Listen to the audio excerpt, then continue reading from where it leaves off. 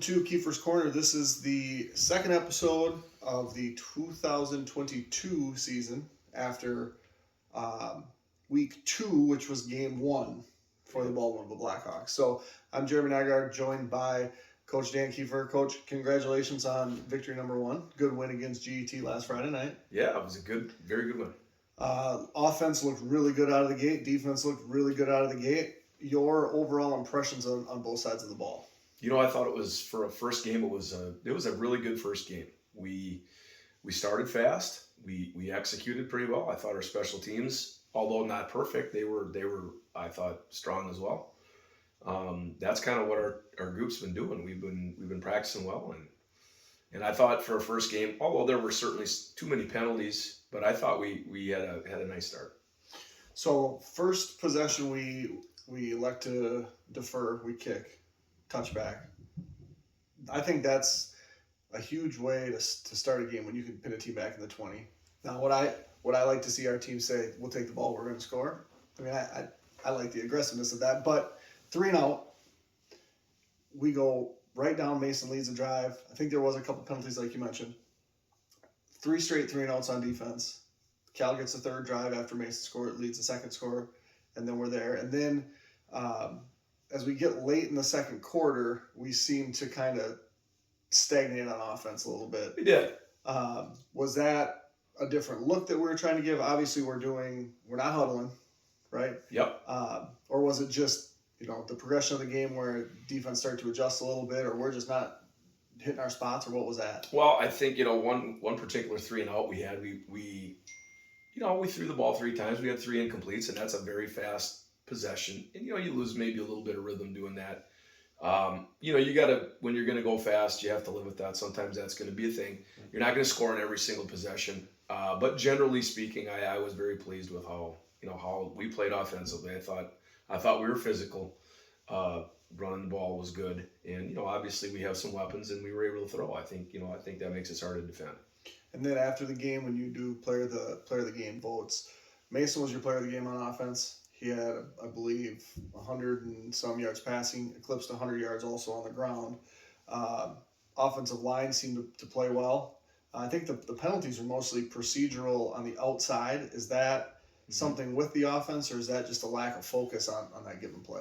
I think a little bit of it was, I think we maybe had some guys that were looking in for the start of the snap. Okay. And maybe going when you see the quarterback's hand start, as opposed to going when the ball snapped. So we're trying to emphasize with their guys, hey, you gotta look at the ball. There were a couple of them that, honestly, we watched them on tape, and I was like, wow, I don't see much there. But the reality is, some officials are going to see that. One other thing that can kind of happen is if one guy gets off the ball like super on the snap, and the guy next to him gets off a little bit late, there's a perception there that this guy left early, and there might have been a little bit of that. But we had plenty that were clearly false starts. So I mean, we had plenty to point out and teach from. On the other side of the ball, defensively, we were gonna kind of look at your whole group. We kind of went position by position on offense last week. So defensively, I believe Eli was the player of the game. Playing defensive end. Is that what he was playing? He had that good tip pass. He did. That was a big play. Quarterback pressures. Give us kind of the overview on your defensive. I think our defense is going to start up front, and I feel very, very good about our front, our D line. We've had Dylan Viadol playing some nose guard. He's a fantastic athlete, and he's very long, and he's getting better. But he's got a really good knockback and really good extension. And that's a terrific trait to have. Noah Sauer is playing at a level that's rarely achieved at Baldwin Woodville in his inaugural game of his junior year. He's a very, very good player, and he's been playing a lot of snaps at D tackle for us. We mentioned Eli at end, and Colin Fritz, who is playing a lot of snaps as a sophomore, but he is completely a different guy this year. He's stronger, and he's a better player. He's a year older as guys get. We're playing Elijah Heimer at whip, and Elijah is certainly a very athletic kid. He's tough, and he's done a really, really good job. So that would be our D line, and we really feel good about our depth again, we're mixing in guys like Ben Peavy. We're mixing in Landon Egan. Brighton Logterman's a really good athlete that's performed well at whip. We're rotating Evan Clausen and Brody Paulin are getting snaps at the end, and those guys have really nice frames and big upsides. Our linebacker core has been Jackson Johansson played a really good game. I mean, the kid had 11 tackles. He had an interception. Very consistent, which was so important. Logan Gordon at Rover has stepped up. He played a really good game. We had Davis, Paulson, and Cal Smith play a little out of position last week just due to the matchup with GET because they got everybody up front. So those guys were cornerbacks, but in reality, they were kind of playing like a defensive end position. But we also asked them to cover the tight end and to have that ability to be strong enough and physical enough to strike and get under pullers, which they really did a nice job of, and also be athletic enough to, if a tight end releases, hey, I got him. I thought those guys did a spectacular job. Ryan Vienendahl's holding it down. He's going to play some buck for us, and he's also playing corner, and really like him a lot. I mean, he's a smart kid and great communicator. Colton Hush is, another corner. He played free last week. But Hush, I love the kid because he's so doggone competitive. I mean, he always wants to go. Like, he's like, we'll do a tackling drill. I do the DBs some days. Like Coach Lockman was coaching the freshman. He was gone on Monday, and I got him for Indy. And, we're doing open field tackle, and Hush is like, are we going live? I'm like, it's Monday. We're not going to go live. And he's got like a chip on his shoulder, ticked off about it. And then team rolls around. He wants to go live there. It's just great. I mean, that's just the way he brings us good energy, and so we got some dudes, and it's been fun. So looking at a different matchup, are Davis and Cal, are they bucks typically? Cal's a free safety. Okay. And Davis is a buck. Okay. Buck Rover plays both. And so Cal would play free, and then you'd have Colton playing a corner. Colton will be a corner. Gotcha. Yep. And Ryan Vienendahl plays some corner as well. Gotcha. Sean Van will play some corner as well when he's healthy. So then let's talk about special teams. Yep. In my mind, I don't want to say coolest because I didn't know what really happened. All I know is that Davis Paulson kicks an onside kick that you would teach kids to kick exactly that if you could. You couldn't ask for a better onside kick, one that touches the 10-yard line and we have a guy stand there and pick it up. True. It was not a called onside kick. I mean, first of all, Davis is a terrific kicker, and he's a weapon because, like as you alluded to, if you kick it in the end zone, that's huge. Right. He actually had a couple others where we trapped them at the 15. They didn't even get out. That's even better. Right. But I think he was tired. Game situation. I'm talking to him when I said, well, let's kick the thing deep. And he's kind of like, I don't know. My leg feels kind of funny. And I'm like, well, are you hurt? And he's like, no. I said, you want to squib it? Because he never wants to squib. He says, yeah, I want to squib it. I said, all right, let's squib it. Okay. We're going to squib it. So he intended to squib it. And I believe what he did is, I think it's like in golf, you have a double hit. I think he double hit the dang thing. He hit the ground, hit the ball, then hit the ball again. And, it looked like you could tell by his swing he was going after it, Yeah. But it just rolled. And the GET kids it's like they didn't even know what to do. Like, right. I think they thought it wasn't going to get there. And our kids were patient, and that thing touched the line. We picked it up. That was legit. And their coach, I don't know what they were so mad about because all it's got to do is touch the line. Right. And then it's a live ball. Yeah. And they're yelling about something. Yeah, I'm sure they were just mad that it happened. Right. Probably maybe they were yelling at their kids for not getting up there. I have no idea what they're yelling about. But. And so then you mentioned Sean, also a special team guy. Yep. Had a phenomenal quarter and a half as a receiver. Boy, yeah. Are we going to see Sean, you think, this Friday? I don't think we'll see him this Friday, but that's yet to be determined. I mean, we're obviously going to err on the side of caution. He kind of hit his head a little bit, and so we're just going to always make sure that kids are good, and that's the medical professionals are going to have the final say on that. But it's really early in the week, and we don't know. But I would look forward to him being back soon, but possibly not this Friday. Okay, we'll see. So this Friday we go to Somerset. Obviously, probably a pretty emotional place. They have had one home game since the passing of Coach Larson. Yep. And now this will be their first conference game. It's always been a really good rivalry. I would say. I think Yep. maybe not so much lately, but 10 years ago, it's like, Oh, yeah. these are the two teams that are going to meet up at some point, and only one of them is going to win. Last year, what they did to us last week of the season kept us out of the playoffs. And now we're going to go there to start off the conference season. So what I have noticed that in the last game, I think they threw 13 passes, which there might be years that they don't throw 13 passes. Are they doing something different, or what's going on with the Spartans? Yeah, well, obviously it's different for everybody. Not having Coach Larson, ruling the sidelines next year. I mean, it's weird for me, and it brings up, I had a lot of respect for Coach Larson, and I think Joe Hutter's done a terrific job, filling in, and those kids are playing hard, and they got a very solid team. There's no doubt about that, but they're different than they used to be. And this transition started last year, where they're a shotgun team now, and I would argue that they're more like what we are on offense than what Somerset used to be. They're going to spread you out. They're going to do a lot of motions.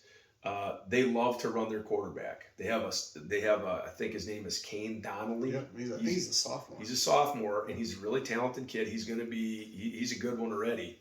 But obviously being a sophomore, he's still got room to grow. He's a heck of a player. This Gebheim kid, number 16, he's one of the best players in the conference. I think he's a junior. He's a junior, and he's a handful. And this Rojas kid, 22, is a nice player. They have another big kid, 73, I believe it is. He is a good player too. I mean, he's a big kid and moves well. So they have a lot of good players. They really do. This is a good Somerset team. They're scary on offense. They can throw it a little bit. They got some speed at receiver. So yeah, I mean, this is a huge game, no doubt. And we're going back to grass. Yes. And usually, for a number of years, it was like, oh, geez, we're going to play on turf. Right. We don't practice on turf.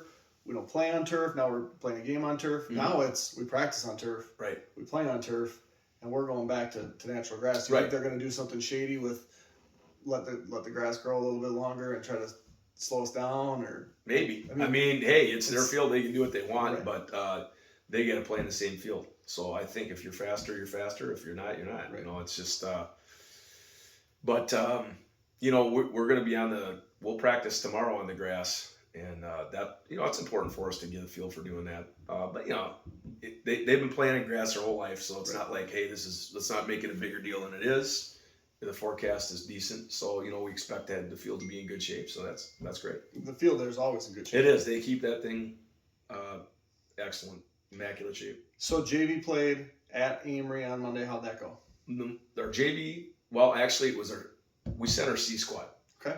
Our C squad lost 12-20, but they played an outfit that had, I believe it was 7. Amery had 7 freshmen. So the rest of that team was composed of their non-starters. So that was a JV team. Okay. So I felt really good that our C squad kids were able to hang with the JV.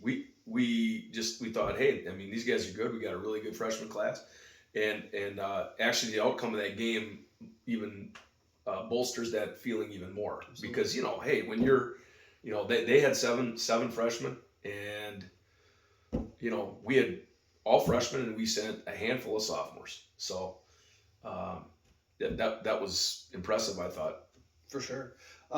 Looking at the rest of the middle border, Rice Lake, defending division, were they D3 champs last year? D3 runner-up. And they appear to be really good again. They're good. They're very good up front. Is Prescott going to be I mean, I didn't see them as like one of those teams, and based on what's happened so far, I think they might be one of those teams. That makes you open your eyes a little bit. They lost a close one to Regis. Who's going to be Regis is good. Regis is a good team. I think Regis and Mondovi were kind of co-favorites in the Clover Belt. And then they beat Durand. And Durand's a very good football program. Always. And that's like, whoa, they beat Durand. And I did, just because I was like, I got to take a little peek. So we have the pool. Yep. And certainly impressed. They have a lot of young guys. That's a team. Yeah. Also a lot of sophomores. Yeah, I believe they maybe have as many as 9 sophomores playing significant snaps. So I mean, they're going to be good down the road. Absolutely. I think they're going to be a handful this year. They remind me a lot of maybe like a 2007 team. Okay. You know, or going way back, we had a bunch of really talented kids that played a little before they were ready. You know, got through. I think we were 6-4 or something like that year, 6-5, whatever it was, and but I think they're going to be a pain in the butt down the road, like next year and the year after for sure. Yeah. What I like to do now is I like to ask you about non-Blackhawk football, right? Sure. So we got Badgers starting soon. Yeah. We got Packers starting soon. Give me your minute thoughts on those two teams. Well, excited to watch the Badgers. I'm going to get down and watch them this weekend. Jake had some alumni thing. They're bringing the Big Ten champions back, you know, whatever year it was. So a little reunion, so that'll be good to see a lot of the parents and whatnot. I'm going to look forward to that. But I do think the Badgers are going to be excellent on defense. As long as Coach Leonard's there, they're going to be good. They're very good up front. And that's where it all starts. Granted, you're replacing two outstanding inside linebackers. You know, they're playing in the NFL. But I think you're going to see that there's going to be some really good play in there. It's not like it's going to fall off a cliff. Obviously, Nick Herbig is going to be he's an All-American candidate, and Getz is going to be good. And they got really good depth at outside backer. And from what I hear from Coach Leonard, it's the most depth they've ever had in the secondary. So when you put those pieces together, they're going to be very good. Now, the big question will be how good's Mertz going to play? What's it going to look like under Bobby Ingram, the new O coordinator? They did move Coach Bostad to the O line, and that's his forte. I expect them to be tougher and better. So it's going to be exciting. I feel like they do have good talent at receiver. You know, obviously Braylon Allen, and you got Malusi back healthy, and it sounds like Garendo is going to be good. So yeah, I'm excited about that. I think they're going to have a nice season. They got to stay healthy. I think the most important guy will be the development of Graham Mertz, who looked like he could be a Heisman guy, and then looked like, can he even be the guy? Right. And so that's a huge extreme. It'll be interesting. One team that has a good quarterback is the Packers. They do. But how are they going to be around it? I think what you're going to find is the Packers are going to have a really good team. I feel like they are probably better defensively than they've been. You know, they've put a lot of draft equity there. And I guess I think that it might take a little while, and you're going to have some younger receivers. Now, Devontae Adams is a great player, but I think you're going to find that the quarterback is going to help. If people will get open, you can get open not just because of your skill. There are scheme things that you do and recognize what people are doing against you to get open. And I feel like the Packers staff's got a pretty decent handle on that. So I think people are going to get opportunities, and 12 is going to get the ball to them. You're going to have a good running game. I can't imagine them not being one of the teams that has a great chance to advance deep into the playoffs. So you're not worried about the Vikings yet this year? No, I'm really not, to be honest with you. I mean, they might be better. Every year, the Vikings are going to say, this is the year. I hear all the stuff on the radio, but, they got to actually do it, on a Sunday when it counts before we can really put a lot of stock in that. Perfect. All right, that was Keefer's Corner, Week 3, Episode 2 after Game 1, 2022. We will be back next week. Thanks again, and we'll see you later. Thanks.